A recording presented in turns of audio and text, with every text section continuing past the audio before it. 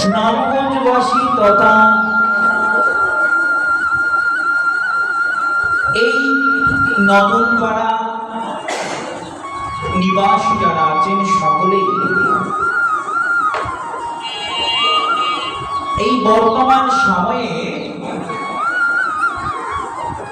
অনেক জায়গাতেই হরিকথা থেকে আমরা বঞ্চিত হচ্ছি, কিন্তু রাধারানী আমাদেরকে কৃপা করে প্রতি বছরের ন্যায় এবারও আমাদেরকে সপ্তাহব্যাপী সেই ভাগবত কথা শ্রবণের সুযোগ করে দিয়েছেন। সত্যি আমরা ভাগ্যবান।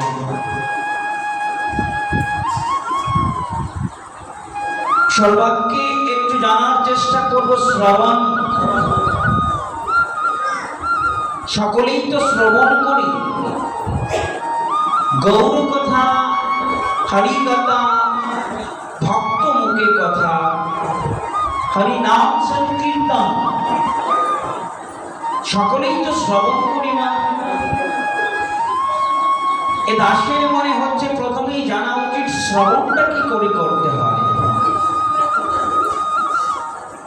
কারণ আপনি যখন মন্দিরে প্রবেশ করবেন, সর্বাগ্যে আপনার মন্দির কি করে করতে হয় সেটুকু তো জানতে হবে। যদি আমি মন্দিরটাকে খুলতে না জানি, তাহলে মা মন্দিরে প্রবেশ করতে পারবো? পারবো না। এই ভাগবতী রস আস্বাদনের জন্য প্রথমে আমাদের জানা উচিত শ্রবণ কি করে করতে হয়, এবং এই ভাগবত কথা শ্রবণের মহিমা।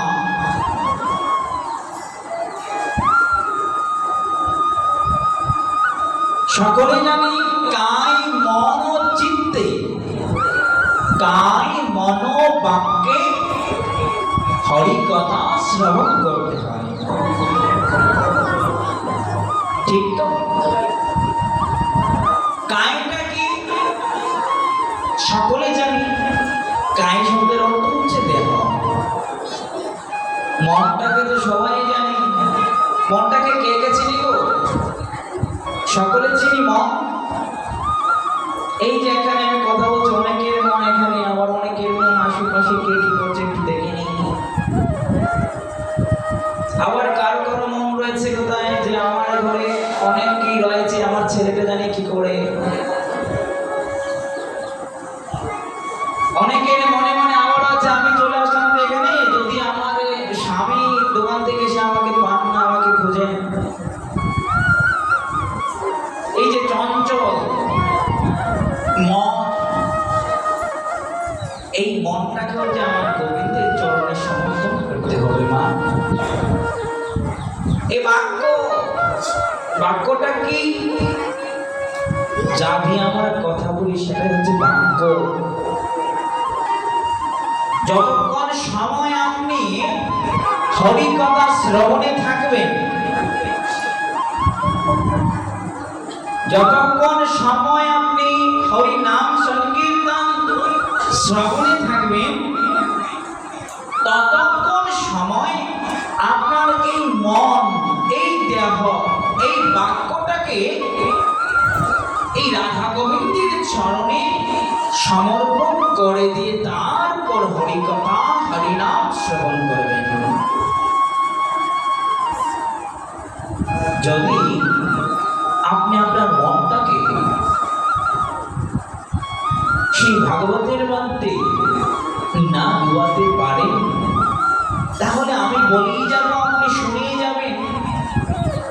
যখন মন্দির থেকে বেরিয়ে যাবেন, কি যেন শুনেছিলাম, কিছুই বলতে পারবো না, বুঝতেও পারবো না। সেইটাকে মনটাকে যে সংযত করতে হয়, জানেন চৈতন্য মহাপ্রভু একবার নদিয়া নবদ্বীপ মাঝে ভক্তদের কাছে গিয়ে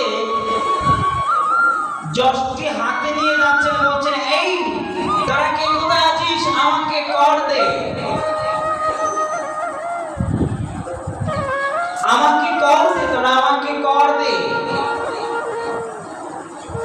নদিয়া নবদ্বীপ বাসী সবাই অবাক। কি গো, আমার নিমাই তো আমি এমন দেখিনি। কত সুন্দর তার নৃত্য, কত শোভা পায়, গলায় মালা, হাতে ঝোলা, তাকে যে নগর নেকড়ে ভক্তবৃন্দ নিয়ে হরিনামের সেই ধ্বনি ছড়াচ্ছে, তাতেই তো বেশ। কিন্তু আজ নিমাই এমন ভাগ্য কেন? কি হলো আজ?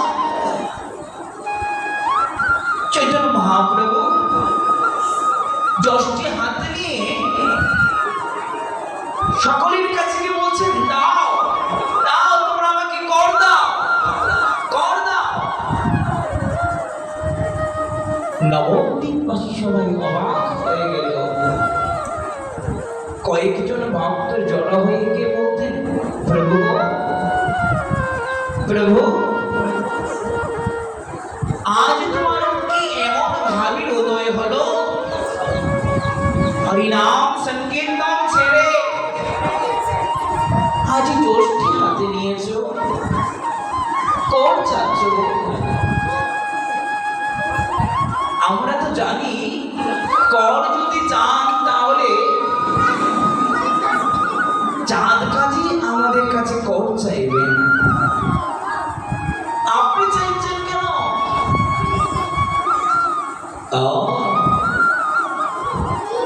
আজ মহাপ্রভু বলছেন, হ্যাঁ রে, তার দেশে আছিস তো, তার রাজ্যে বসবাস করছিস বলে তাকে কর দিবি। কিন্তু একবার ভেবেছিস, যিনি দেহটা তৈরি করে দিল, এত সুন্দর রূপে এই দেহটা তৈরি করে আমাকে পাঠালো, যার মধ্যে আমি রয়েছি, আমিটা কি জানে না? আমিটা কি? এই দেহটা আমি, এই দেহটাকে আমি যদি জিজ্ঞেস করি এটা কি, সকলেই বলবে এটা হচ্ছে আমার হাত। কি? আমার হাত। একবার মনে প্রশ্ন আসে, এটা যদি আমার হাত, আমার মাথা, আমার পা, প্রশ্ন আসে না মনে, তার মধ্যে আমি কোথায়? এই দেহ আপন জ্ঞানী আমি যত্ন করি রাত্রি দিনে, আর কত ভূষণ কত বেশ, জানো? এই পরমাত্মা ভগবান যবে হবেন অন্তর্জ্ঞান, আমি কীর্ণ কীট হব লোক। আমি যে বস্তু, আমিটা কে জানো? আমিটাই যে আত্মা, আত্মাটাই যে আমার ভগবান। পরমাত্মা ভগবান যবে হবেন অন্তর্ধ্যান, ভিন্ন কীটে আমি হব অবশেষ। কিন্তু দেখো, আমি এই রাজ্যে বসবাস করছি বলে চাঁদ কাছে কি আমার কর দিতে ইচ্ছে হয় জানো? কিন্তু এই দেহের মধ্যে যে আমি বসবাস করছি, যিনি দেহ তৈরি করে দিয়েছেন, তাকে আমি কি দিলাম? আমি কি দিতে পেরেছি তাকে? দিতে পেরেছি কিছু? মহাপ্রভু চাইছেন আজ তো আমায় কর দে। সকল ভক্তগণ হাত জোড় করে বলছেন, প্রভু গো, তাহলে আমরা কি করে করটুকু দেব? চৈতন্য মহাপ্রভু তখন সেই দান লীলার কথা, সেই দাপরের দান লীলার ভাবে ভাবিত হয়ে ভক্তদের কাছে চাইছেন, তোরা আজ দে, তোরা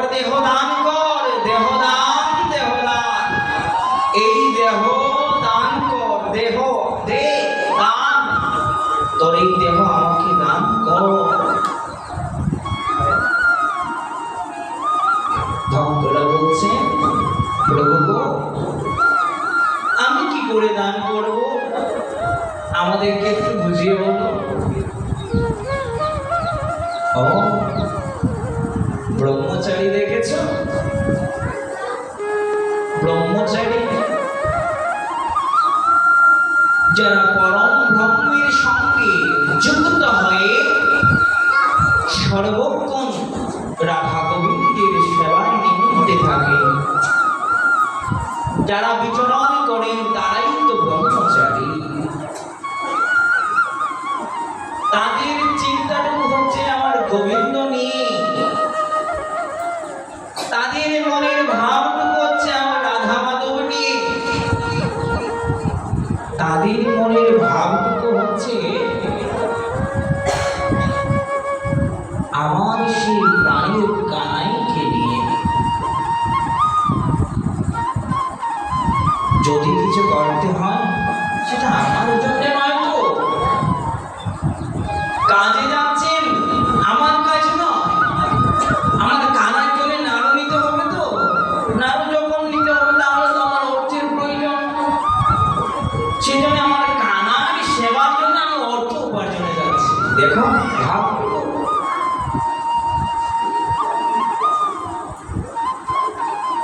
আমরা কি করতে পারি না?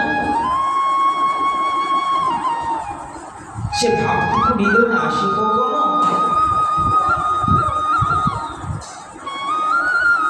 সেই ভাবে কখনো চিন্তা করতে পেরেছি আমার রাধা মাধবকে? কারা কারা মহাপ্রভুকে ভালোবাসেন একবার হাত তুলে বলুন তো। আমার রাধা গোবিন্দকে কারা কারা ভালোবাসেন দুটি হাত তুলে একবার বলুন। হরি বল। সকলেই ভালোবাসি, কিন্তু জানেন তো ভালোবাসি ঠিক, কিন্তু তাকে আমি ভালোবাসার নামে ধোঁকা দিচ্ছি শুধু। কখনই তো ভালোবাসাটা যে বাসতে পারি না। আমি যদি তাকে ঠিকই ভালোবাসতাম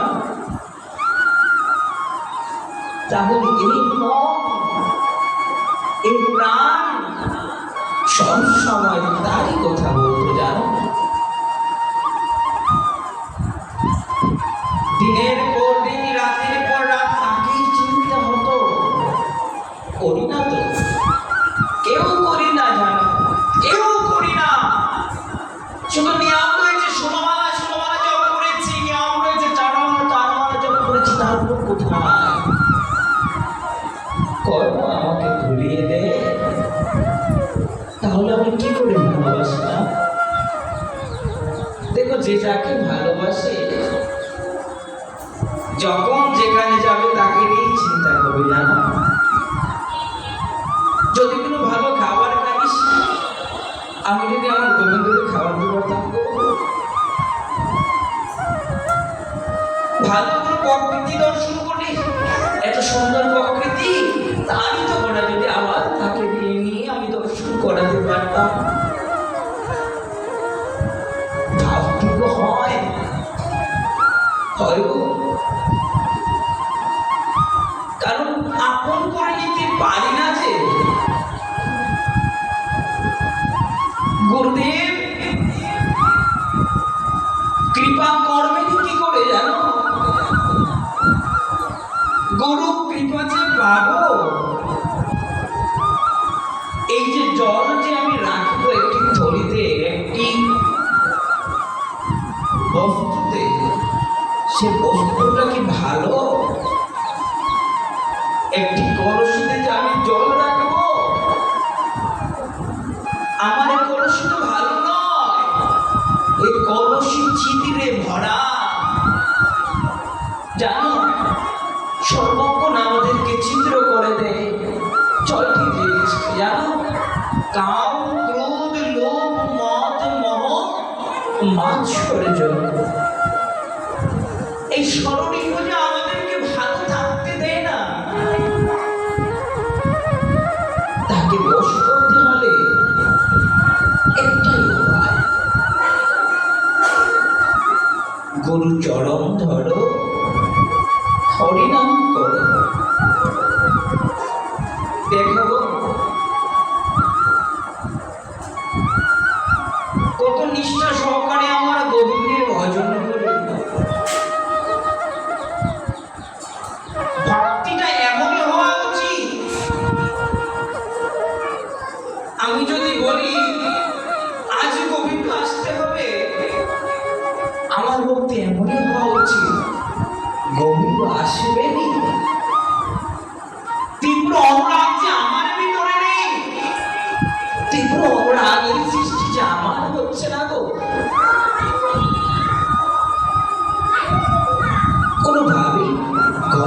পারি না। ধ্রুব চরিত্র সকলে শ্রবণ করেছি তো অনেকবার। দেখুন ধ্রুব মহারাজ কেমন করে নিষ্ঠা সহকারে গোবিন্দের চরম সান্নিধ্য লাভ পেয়েছেন মাত্র 5 বছর বয়সে। কত বছর বয়সে? মাত্র 5 বছর বয়সে। জানো আমরা আমাদের সন্তানদেরকে ভজনে উৎসাহ দেই না।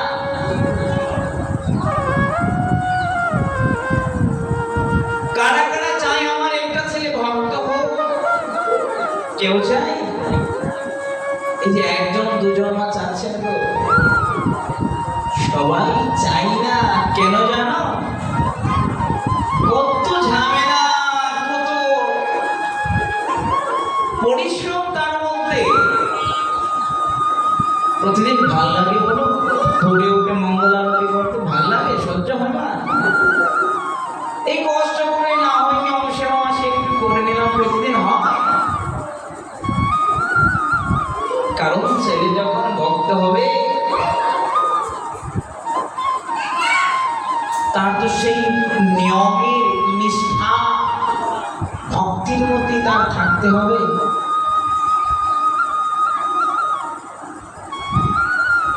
এই জীবন যিনি আমার মাধবকে সমর্পণ একবার করেন, একবার যিনি এই জীবনটাকে তার চরণে দিতে পারেন, ভেবে রাখবেন তার কখনো বিপদ, তার কখনো ধ্বংস কেউ করতে পারবে না। যার অজস্র প্রমাণ আমরা পেয়েছি শ্রীমদ্ ভগবত গীতায়। দেখবেন 4th অধ্যায় 7ম শ্লোকে ভগবান বলেছেন, এই শ্লোকটি সবাই জানে। কতটা গুরুত্বপূর্ণ দেখুন, যার জন্য হাই স্কুল লেভেল পর্যন্ত সনাতন ধর্ম শিক্ষা, সেই হিন্দু ধর্ম শিক্ষা বইয়ের মধ্যে সেই শ্লোকখানা দেওয়া হয়েছে। यदा यदा हि धर्मस्य ग्लानिर्भवति भारत अभ्युत्थानम् अधर्मस्य तदात्मानं सृजाम्यहं परित्राणाय साधनं विनाशाय च दुष्कृतं धर्म संस्थापनार्थाय संभवामि युगे युगे। সকলেই তো জানে মা, ছোটবেলা থেকে পড়ে আসছি, যখনই ধর্মের গ্লানি এবং অধর্মের উত্থান ঘটে ভগবান বলছেন তখনই আমি পৃথিবীতে অবতীর্ণ হই, সাধুদের রক্ষা করি, অসুরদের বিনাশ করি এবং এই ধর্মটাকে সৃজন করে দিই। ভক্তের বিনাশ কখনো হবে না। ভেবে রাখবেন, ঘোর অন্ধকার করে চারিদিক কালো করে ঝমঝমে বৃষ্টি আসছে, কি জানি সব কিছু নিয়ে যাবে। কি হয়? প্রকৃতি কিছুটা সময়ের জন্য উগ্র হয়, 2-3 ঘন্টার পর দেখবেন খুবই স্বাভাবিক। এই জীবনে অনেক কিছু আমাদের দেখতে হবে, কিন্তু নিষ্ঠাটা থাকতে হবে একটি জায়গায়। আমার নিষ্ঠা, আমার বিশ্বাস, আমি জীব কৃষ্ণের নিত্য দাস। এটাই হচ্ছে আমার মূল পরিচয়, এটাই হচ্ছে আমার মূল শক্তি। আমি যে কৃষ্ণের দাস গো, নিজেকে যখন কৃষ্ণের দাস বলে মনে করব, সে ভাবটুকু যখন হৃদয় থেকে আসবে, তখন সব দায়িত্বটুকু তার হয়ে যাবে। না, তোমাকে ভাবতে হবে না যে তুমি কি করবে, প্রতিটি কর্ম সে তোমাকে দিয়ে করাবে। ধ্রুব চরিত্রে আমরা যদি লক্ষ্য করে দেখবেন, ভগবান মনু তার দুটি পুত্র ছিল।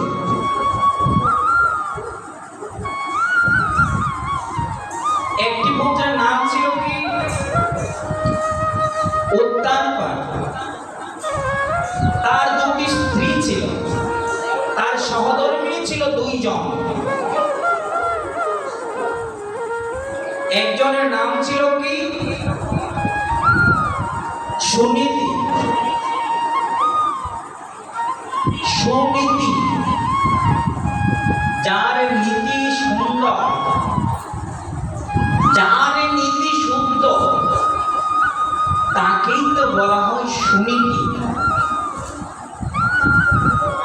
প্রথম স্ত্রী ছিলেন সুনীতি। রাজা অনেকদিন হলো বিবাহ হলো, সুনীতির গর্ভে কোনোভাবেই সন্তান হচ্ছে না। অনেকদিন অপেক্ষা করার পর যখন তিনি সন্তান দানে ব্যর্থ হলেন, সুনীতির প্রতি যেমন একটা দুর্ভাব চলে আসলো। প্রথম সময়েরই যে প্রেম